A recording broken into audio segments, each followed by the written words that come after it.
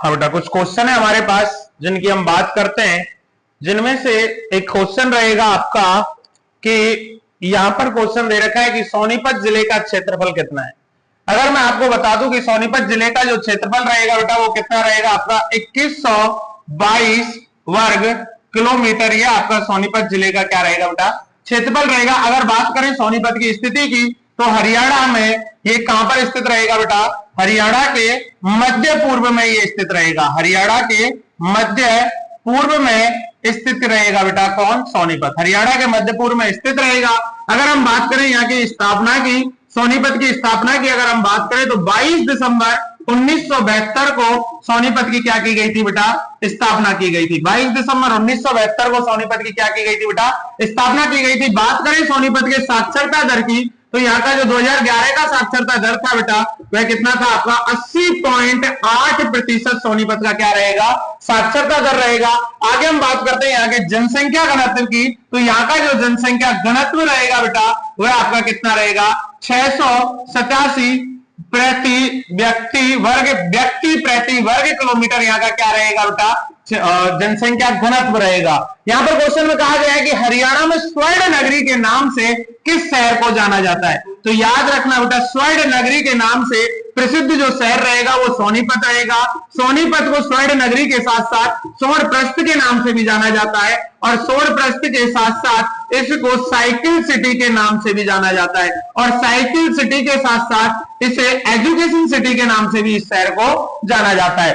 अगर मैं बात करूं हरियाणा, जो अभी मैंने आपको बताया कि हरियाणा के किस जिले में एटलस साइकिल उद्योग स्थित होगा, तो हरियाणा के सोनीपत जिले में एटलस साइकिल उद्योग क्या होगा बेटा स्थित होगा। और यहां पर कहा गया है तानसी और नुंसी मलिक कौन है, तो याद रखना बेटा ये दो जुड़वा बहनें हैं और ये दोनों जुड़वा बहनों ने माउंट एवरेस्ट पर क्या करी थी बेटा, दोनों जुड़वा बहनों ने माउंट एवरेस्ट पर क्या करी थी बेटा, चढ़ाई करी थी। और इनका संबंध भी किससे रहेगा बेटा, सोनीपत से रहेगा। किससे रहेगा, सोनीपत से रहेगा। अगर हरियाणा का पहला एथेनॉल प्लांट अगर आपसे पूछता है तो हरियाणा का पहला एथेनॉल प्लांट भी आपका कहां पर स्थित होगा, सोनीपत के अंतर्गत स्थित होगा। हरियाणा का पहला एथेनॉल प्लांट बेटा कहां स्थित होगा, सोनीपत के अंदर स्थित होगा। योगेश्वर दत्त का संबंध किस खेल से है, तो याद रखना बेटा योगेश्वर दत्त का जो संबंध रहेगा वो कुश्ती से रहेगा। और कुश्ती के अलावा मैं आपसे पूछूं कि योगेश्वर दत्त का जो संबंध है वह हरियाणा में किस जिले से है, तो योगेश्वर दत्त का संबंध हरियाणा में सोनीपत जिले से है। और सोनीपत जिले के साथ साथ कौन से गांव से रहेगा बेटा, भैंसवाल गांव से इसका संबंध रहेगा। किसका, योगेश्वर दत्त का। हरियाणा चुनाव आयोग की ब्रांड एम्बेसडर अगर आपसे पूछता है तो हरियाणा चुनाव आयोग की ब्रांड एम्बेसडर दीपा मलिक रहेगी और इसका संबंध भी आपका कहां से रहेगा, सोनीपत से रहेगा। और सोनीपत में भी इसका जो संबंध रहेगा सोनीपत में कहां से रहेगा बेटा, भैंसवाल से रहेगा। और अगर आपसे क्वेश्चन पूछता है भगत फूल सिंह महिला विश्वविद्यालय, इसका संबंध भी आपका कहां से रहेगा, सोनीपत से रहेगा। कहां से रहेगा बेटा, सोनीपत से रहेगा। तो आपसे सोनीपत से कुछ क्वेश्चन यहां से पूछता है तो याद रखना बेटा सोनीपत जिले का जो क्षेत्रफल है वह कितना रहेगा, 2122 वर्ग किलोमीटर रहेगा। और अगर आपसे सोनीपत की जनसंख्या पूछता है तो सोनीपत की जनसंख्या भी आपको याद रखनी है बेटा कितनी रहेगी, 14,50,001 यहाँ की क्या रहेगी, जनसंख्या रहेगी। किसके अनुसार, 2011 के आंकड़ों के अनुसार। और अगर आपसे सोनीपत का मंडल पूछता है कि सोनीपत किस मंडल के अंतर्गत आता है, तो याद रखना बेटा सोनीपत जो है आपका रोहतक मंडल के अंतर्गत आता है। सोनीपत किस मंडल के अंतर्गत आता है बेटा, रोहतक मंडल के अंतर्गत आता है। और अगर आपसे सोनीपत का मुख्यालय पूछे तो सोनीपत का मुख्यालय याद रखना बेटा, सोनीपत का जो मुख्यालय रहेगा वह आपका कहां रहेगा बेटा, सोनीपत के अंतर्गत ही सोनीपत का क्या रहेगा, मुख्यालय रहेगा।